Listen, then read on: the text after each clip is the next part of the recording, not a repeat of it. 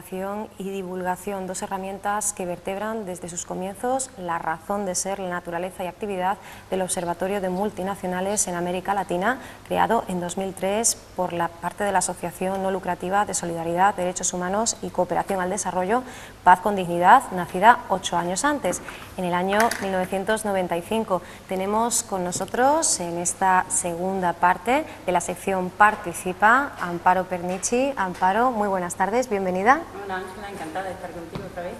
Igualmente nosotros honradísimos de seguir tan de cerca el trabajo de Paz con Dignidad. Amparo, como muchos de nuestros espectadores ya saben, es responsable en Andalucía de Paz con Dignidad. Hoy vamos a hablar de ese poderoso espacio de encuentro en cuanto a su aprendizaje, en cuanto al intercambio, que es el aula crítica, Amparo, que nos llega precisamente desde Lomal, desde el observatorio. Sí, llevamos ya tiempo haciendo, como tú sabes que como que somos muy prolijos en recursos educativos y todos los años editamos un libro, y pues era el momento como de parar, de reflexionar un poco y de recopilar toda esa información, ¿no? Que no solo es nuestra, es también del grupo de colaboradores con el que trabajamos, por ejemplo, en la universidad, ¿no? Y era como un poco hacer un compendio de cosas estructuradas por bloques, para que cada persona que quisiera acceder a esa información la tuviera a su disposición de manera absolutamente libre y que pudiera un poco recoger esos recursos educativos para lo que le fueran interesantes, ¿no? Bien sea una charla, bien sea, no sé, la intervención, por ejemplo, en las aulas, en disciplinas que tienen mucho que ver con el Lomal, en todo lo que tiene que ver, por ejemplo, con asignaturas de derecho mercantil, de muchas asignaturas de derecho en las que estamos colaborando con algunos profesores. Un poco esa era la idea, ¿no? Unos materiales y unos recursos que edita Lomal y que vuelven a conectarse oportunamente con el mapeo de asignaturas cursadas en facultades como Derecho y Ciencias Económicas y Empresariales o Ciencias del Trabajo, y además, como bien decías, Amparo, educando no solo a los educandos, a los alumnos, sino también a los propios educadores, ¿no? Bueno, la cuestión era un poco dotar a ese profesorado de ese material, ¿no? Y también un poco, como bien dices, que fuera como tema de formación en todos los sentidos. Llevamos este es el tercer año que estamos trabajando en la Universidad de Córdoba de manera explícita con el Ayuntamiento de por medio, con los proyectos de educación para el desarrollo, y ahí se ha gestado una serie de sinergias importantísimas que han ido como derivando, ¿no? Un poco llevándonos de la mano también a nosotros y a nosotras como gente que está participando en el Observatorio de Multinacionales. La idea al principio fue sencillamente crear una red de profesorado y de alumnado en la que empezáramos a debatir sobre temas que tuvieran que ver con derechos humanos y América Latina, ¿no? / América Latina. En la segunda parte, como que se nos empezó a demandar en ese proceso dinámico de educación para el desarrollo en el que todos participamos en la construcción. Lo que se nos demandaba era como un paso más hacia la investigación por un lado, en la que nosotros tenemos un punto fuerte en el Lomal, y además pensábamos que quizás fuera oportuno hacer un mapeo de asignaturas que tuvieran mucho que ver, en disciplinas que tuvieran mucho que ver con lo que estamos estudiando en el observatorio. Esas eran, pensamos en principio, Derecho, Ciencias del Trabajo, ¿no? Y Económica, el doble grado de ADE, ¿no? Sí. Ese fue el trabajo que acabamos de terminar hace escasísimos días, o sea, fue el 31 de diciembre que lo terminamos, y ese proceso ha terminado derivando en que ese mapeo se traduce ya en el siguiente proyecto en un listado de herramientas directamente ligadas a cada una de esas asignaturas, de manera que el aula crítica nos va a ayudar muchísimo a eso, porque lo único que tenemos que recoger es esos recursos y colocarlos, digamos, de alguna manera en el temario o la propuesta, por supuesto es una propuesta, en la propuesta de intervención en el temario que corresponda a la asignatura que quiera que sea, ¿no? Filosofía del derecho, por ejemplo, o, ¿qué te digo yo? Pues eso, lo que hablábamos antes, ¿no? Todo lo que tiene que ver con el derecho internacional. Asignaturas que son que están perfectamente alineadas en la temática de Lomal y que muchas veces no tiene cabida ese espíritu crítico y esa conciencia crítica y ese ver esa visión de la economía y del derecho desde otro punto de vista, ¿no? Esa era nuestra opción del proyecto siguiente y ahí andamos ya trabajando. Se pone a disposición del alumnado virtual ese paquete de materiales didácticos que incluyen talleres y dinámicas para seguir enriqueciendo el debate, ¿no? Porque aquí lo que se produce es una suerte de retroalimentación constante, ¿no? Una especie de movimiento en espiral, ¿no? Eso es, de lo que se trata. Al principio contábamos con un profesorado que pudiera ser, ¿qué te digo yo? Pues podrían ser 5 personas, ¿no? Bueno, pues ya tenemos 20 personas colaboradoras en el proyecto que además con una apertura, por ejemplo, en sus aulas, en los máster que imparten, por ejemplo, en el de Cultura de Paz o en el de Atención a la Diversidad que se imparte todos los años. Precisamente el de Atención a la Diversidad es muy interesante porque es para profesorado especialmente, con lo cual, digamos, estamos como intentando también generar esa conciencia crítica en ese profesorado que luego impartirá esos recursos, ¿no? Es verdad que no es fácil porque son disciplinas con un carácter neoliberal súper dominante, tenemos que decir, y la verdad es que no es sencillo, ¿no? Pero siempre como entramos en las clases realmente y comenzamos a colaborar con ese profesorado es hablando primero de que nosotros ni tenemos la verdad absoluta ni nadie la tiene, ¿no? Que es una visión distinta y una visión crítica que quizá pueda enriquecer ese debate del que tú comentabas y que de eso se trata, de abrir espacios en los que empecemos a hablar, a generar otras alternativas para transformar, ¿no? Que sean transformadoras.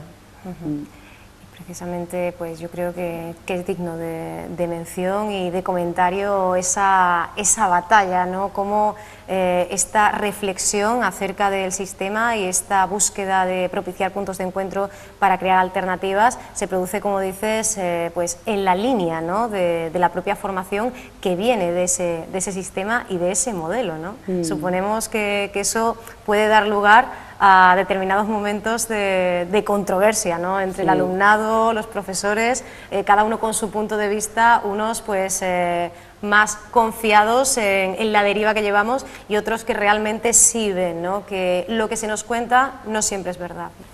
Claro, no es más que el reflejo de la sociedad, claro, ¿no? Entonces la universidad no deja de ser justamente eso, como lo somos todos y todas, ¿no? Es verdad que se provoca mucha controversia. Es verdad que partiendo de esa base de entre iguales, o sea, aquí vamos a debatir entre todos y todas y de lo que se trata es de enriquecer el discurso y de que no nos vayamos y de que no entremos nadie en esas intervenciones y en esas colaboraciones con una mente absolutamente estanca en el que no caben más planteamientos. En esa apertura yo creo que está la riqueza, ¿no? Y en esa apertura es en la que trabajamos.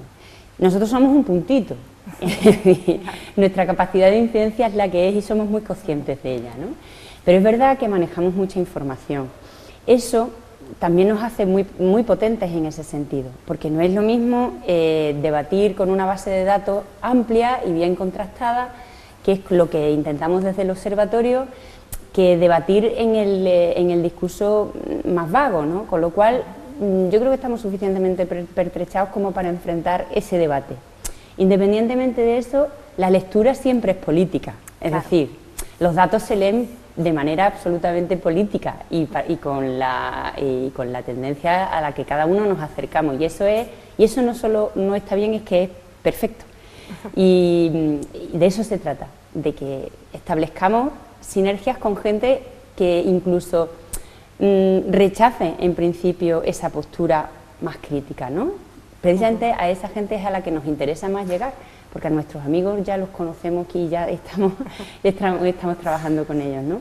Ese sector, entendemos además que la educación, el ámbito educativo es fundamental y que sin eso no hay nada, que precisamente entrar en esas estructuras, incluso desde la secundaria, es importantísimo, que el programa Solidaridad, Tarea de Todos y Todas hace un papel en esta ciudad importantísimo, que genera estructuras, que lo que hace es abrir un poco la mente a esos jóvenes y que luego van a pasar a la universidad, y que es cierto que en cierta manera también se nota, ¿no? Ese proceso que llevamos en Córdoba capital de trabajo desde muy abajo, ¿no? Desde incluso en algunos colegios también trabajan algunas organizaciones y algunos colectivos, ¿no? Pero sobre todo el programa tiene una trayectoria ya de 11 o 12 años y eso va dejando pozos, ¿no?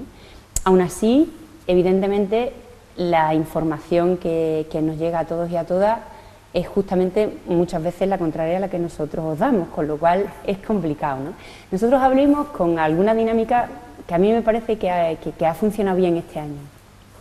Como sabes, alguna vez hemos hablado del diccionario de multinacionales, ¿no? El diccionario crítico multinacionales que publicamos el año pasado.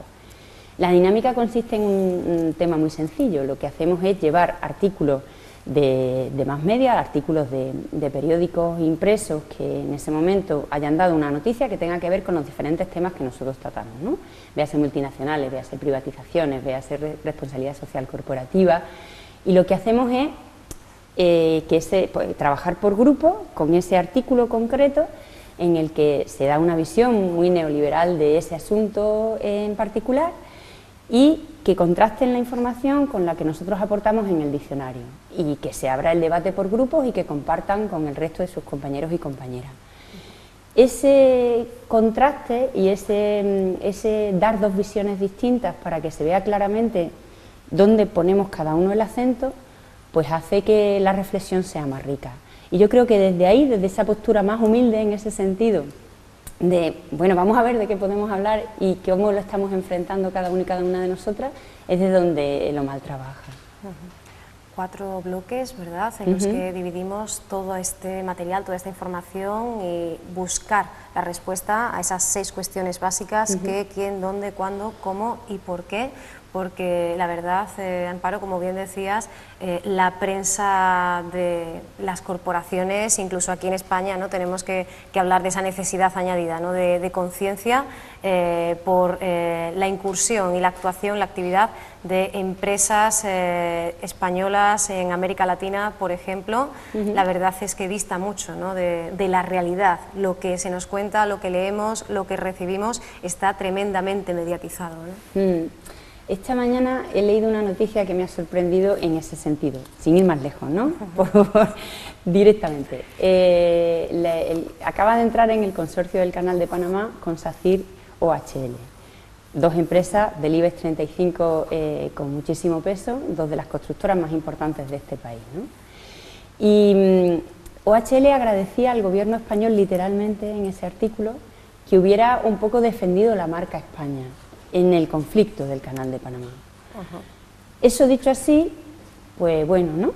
Pero eso para nosotros lo que tiene detrás es el trabajo que hace este gobierno y los anteriores también, el cuerpo diplomático en general de este país, al lado del sector privado, ¿no? Yo no conozco a nadie que tenga acciones ni en OHL ni en SACIR, y mucho menos en lo que tiene que ver con todo eso, que detrás de todo eso está Repsol, por otro lado, ¿no? Accionistas también, esas 2 empresas, junto con Pemex, empresa multinacional mexicana de Repsol, ¿no? El juego de poder que tienen justamente en ese momento esas empresas, hay que empezar a tirar del hilo para un poco desenmascarar toda ese contubernio, ¿no? Es como decir, vamos a ver, ¿de qué me estás hablando? Me estás hablando de un juego de poder en el que os estáis repartiendo el cotarro entre 4. Y encima, nosotros, la ciudadanía española, tenemos que aguantar que nuestro cuerpo diplomático y nuestro gobierno defienda esos intereses, ¿no? Y detrás de todo eso, y tirando un poquito más del hilo, por ejemplo, pues Piqué, es ministro del gobierno Aznar, resulta que está en la pugna de la dirección de Repsol. Quiero decir, hay todo un entramado de historias, de puertas giratorias en los que la gente que está en la política en primera línea, especialmente ministros y vicepresidentes, pasan cuando terminan su ciclo político, que a veces es de 2 años, es que no es de más, a veces de 4 como mucho, a veces de 6, de 8, es que eso es una parte muy corta de su vida, cómo pasan a formar parte de esos consejos de administración en los que se reparten cifras millonarias, ¿no?, por el trabajo que hacen. Entendemos nosotros que con los contactos que vienen de su tarea del gobierno, en el que entendemos también que se deberían de haber dedicado a defender los intereses de la mayoría de la ciudadanía española, ¿no?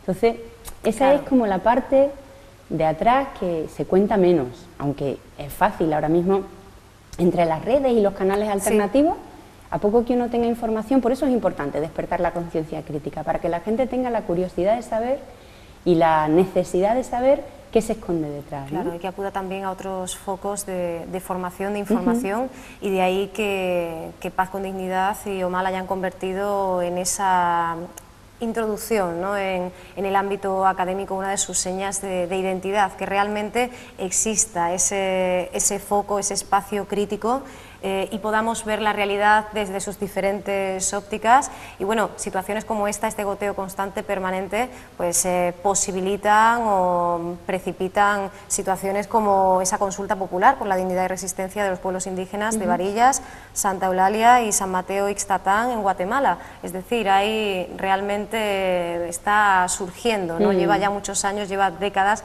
esos movimientos que por otra parte se sienten, pues como hemos escuchado últimamente con los defensores de la naturaleza, criminalizados e incluso extorsionados, ¿no?, por esos poderes, ¿no? Eso es una práctica muy habitual, ¿no? De hecho, quiero decir, por ejemplo, las grandes corporaciones muchas veces, sobre todo en Colombia, están muy relacionadas con el paramilitarismo. Y lo que se suele hacer, además, la práctica habitual de la que comentábamos, es que desarticulan el liderazgo, ¿no? Desarticulan a la persona líder en un movimiento que está en contra de esas corporaciones, pues de muchas maneras, ¿no? Pues por ejemplo con amenazas, a veces incluso pues esa gente con todas sus necesidades, a veces accediendo a un puesto de trabajo en esa multinacional, de alguna manera desarticulando el movimiento de forma que deje de ser una protesta y un enfrentamiento, ¿no? Eso es lo que muchos movimientos sociales denuncian, muchos defensores de los derechos humanos y de la naturaleza también denuncian, porque todas esas grandes corporaciones son impactos ambientales y son impactos sobre los derechos de la vida de las personas, y todo está muy relacionado, porque cuando hablamos de recursos naturales, los impactos en el medio ambiente son claros y evidentes, ¿no? Y están muy relacionados con los impactos sobre las comunidades en las que están trabajando. Eso hace que la gente se organice, por otro lado, y es verdad que no es fácil, porque además estamos muy poco conectados, aunque esto está cambiando muy rápidamente. Y están saliendo iniciativas no solo en América Latina, que es espectacular, ¿no? Ahí estuvo la Marcha Patriótica y el Congreso de los Pueblos Unidos en un paro que se materializó en Colombia en la paralización absoluta de 22 de los 32 estados que componen el país, y fue en contra de un tratado de libre comercio espectacular, que eso fue espectacular, porque además a la gente no le dejaban cultivar sus propias semillas. No es ya que grandísimas extensiones de terreno se ocupen en monocultivo que a las comunidades hace que no puedan sobrevivir con su pequeño terruño o con lo que puedan hacer para salir día a día, ¿no? Adelante. No solo es eso, es que ni siquiera les dejaban cultivar, estaba prohibido cultivar las semillas ancestrales de esas comunidades. Había que comprar las semillas transgénicas, en este caso de Monsanto, que es quien domina ese mercado, ¿no? Todo eso hace que la gente se organice y la gente proteste, y estemos en un movimiento que yo creo que sí que da mucha esperanza, claro. que hay muchas iniciativas sueltas en las que se están empezando a unir, que estamos empezando a conectar entre todos y todas, y que yo creo que sí que hay un movimiento muy esperanzador en ese sentido de cambio de modelo. No va a ser fácil, por supuesto que no va a ser fácil, ni va a ser rápido, porque además las alternativas a algo también construido como este sistema, lógicamente no son de un día para otro. Pero la gente está inventando y se está organizando mucho, y eso está, no sé, ayer por ejemplo la noticia era que Mota del Cuervo en Cuenca había puesto, el pueblo entero, su pleno del ayuntamiento había puesto una denuncia a la Audiencia Nacional porque habían intervenido su caja rural, de la que eran todos socios, sin que nadie les hubiera echado cuenta. Entonces vamos a ver qué es nuestra caja, qué es la caja que nos ha abastecido a toda la gente que estamos trabajando en este pueblo de una forma o de otra, que ha hecho que los proyectos que los jóvenes estaban emprendiendo salieran adelante. No puede ser que de la noche a la mañana nosotros no tengamos la posibilidad ni siquiera de saber qué es lo que está pasando con una caja que es social, ¿no? Y yo me acordaba de muchísimos pueblos olivareros que tienen, no sé, de Nueva Cartella, por ejemplo, ¿no? Que tienen esa caja rural olivarera que está en esas condiciones, ¿no? Claro. Entonces, bueno, que están surgiendo cosas interesantísimas y a mí me parece que muy bien trabajadas. Defender el modo de desarrollo, que no es más ni menos que defender la propia dignidad como pueblo. También en ese lado más optimista, más positivo, Amparo, pues asistimos, ¿no?, al inicio de ese Tribunal Ético Mundial por los Derechos de la Naturaleza en Quito, como reconocimiento al primer país del planeta en proclamar la naturaleza como sujeto de derechos. Unos derechos que, como aseguraba el fiscal Ramiro Ávila, pues son violados de manera grave, generalizada, podríamos decir sistemática, ¿no? Y de hecho en esa lista nos encontramos con muchos asuntos que ya hemos ido tratando aquí. En este caso son 9 en total los casos que se presentan ante este tribunal, desde el fracking hasta esa criminalización de los defensores de la naturaleza, pasando por el Chevron y bueno, situaciones como la de British Petroleum o Gran Barrera de Coral o Yasuní, ¿no?, que ya comentábamos en su día, y todavía aún así seguramente serán representativos, ¿no?, de todo lo que podemos contemplar e ir recopilando, ¿no?, por todo el planeta, ¿no? Claro, desgraciadamente, ¿no?, porque realmente son muchos los impactos y muchas las denuncias, además. Claro. Si nosotros estudiamos el mapa de denuncias de las empresas, o sea, que se les han hecho a las empresas multinacionales españolas solo en América Latina, y empezamos a contar, es brutal. Es cierto que lo que se denuncia, ese tribunal lo que hace es intentar, viene de los tribunales de los pueblos que se gestaron después de la guerra de Vietnam, en la que lo que se hace es una audiencia comunitaria en el que se denuncia por parte de la ciudadanía una serie de hechos que luego no pueden tener trascendencia legal porque es sencillamente ciudadano, ¿no? Todo es del movimiento ciudadano, es una audiencia ciudadana. Pero es cierto que tiene mucha trascendencia y mucha enjundia de denuncia, porque ahí lo que se juntan es todos los colectivos que están trabajando sobre un tema concreto y comparten ese espacio, y además comparten una especie de tribunal en el que se juzga realmente de manera ciudadana ese caso concreto, ¿no? En el 2010 se organizó en Madrid y la verdad es que fue espectacular, ¿no? El Mal participó en esas denuncias y muchas de ellas tienen que ver además con el extractivismo que en este momento es tan duro en América Latina, ¿no? Eso hace que se visibilice toda esa lucha y eso hace además que sirva como herramienta para que luego podamos utilizarla precisamente como recurso educativo también, ¿no? Y para denunciarla, por supuesto, en los medios y para empezar a trabajar o seguir trabajando sobre esas cuestiones concretas. Es verdad que Ecuador va un poco por delante en ese sentido, sobre todo en la Constitución se reconocen los derechos de la naturaleza, y eso, de la misma forma que todo lo que tenía que ver con el mundo indígena en la Constitución boliviana y en la Constitución venezolana se reconocían, que fue como un paso adelante, pues Ecuador en su Constitución es como muy transgresor en ese sentido, ¿no? Cierto es que la realidad luego es muy dura también, porque no deja de ser también un país que tiene que ver con todo ese extractivismo, porque en este momento es difícil contraponerse a ese modelo y es difícil acabar de la noche a la mañana con todo ese proceso de producción. Pero bueno, es un referente, no cabe la menor duda. Y todos esos casos también son un referente en cada una de las temáticas que se tocan. Con lo cual, eso es un poco el procedimiento, ¿no? Se lleva trabajando desde hace mucho tiempo y se va como cambiando de país con diferentes casos para seguir abundando en esas situaciones y que no se pierda la pista. Crisis civilizatoria, que ya se le está llamando así, multidimensional, mucho de lo que hablar, sobre lo que discutir y a través de lo que seguir evolucionando hacia ese cambio, esa solidaridad, hacia un mundo global de la que nos habla Córdoba Solidaria. Mucho trabajo para el aula crítica, Amparo. Mucho trabajo, sí. Pero bueno, también tenemos muchas colaboraciones y claro, la verdad que estamos muy bien arropados. Y por otra parte, es como obligatorio, ahora no nos queda otra. Tenemos una agenda brutal, yo cada vez que tenemos que hacer algo tenemos que consultar y ir cerrando cosas como si fuéramos gente que tiene, en realidad somos gente muy trabajadora, ¿no? Y que se mueve mucho. Pero intentamos sobre todo generar sinergias como las que hacemos en Córdoba Solidaria. Sin Córdoba Solidaria el observatorio estaría muy cojo, porque son como el apoyo de los compañeros y las compañeras, y además es como un refugio, ¿no? Allí hablamos entre amigos. y nos consolamos entre amigos y entre amigas. Es muy importante ese espacio de compartir y el observatorio comparte toda la ideología que tiene que ver con Córdoba Solidaria, las 50 medidas que se trabajaron en su momento, la campaña Tu problema es mi problema, que llevamos trabajando durante todo el año, y que creemos que además esta ciudad es un referente y que ese referente no se puede perder, y que Córdoba Solidaria es trabajar con ilusión y lo sigue siendo. Y eso hace que el trabajo sea mucho más simple, mucho más sencillo y mucho más amigable y mucho más, no sé, en el concepto de los cuidados, nos cuidamos todo lo que podemos en ese sentido y nos apoyamos mucho.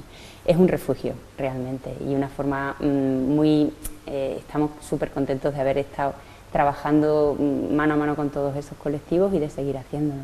Pues que siga siendo así y que sigamos recibiendo cada vez que la actualidad mande o que las necesidades de la organización así lo precisen. Amparo, muchísimas gracias, bueno, gracias por haber ti, venido, que sabemos que tu agenda siempre está apretadísima. Bueno, encantadísima de estar aquí un ratito contigo. Gracias, Amparo. Gracias.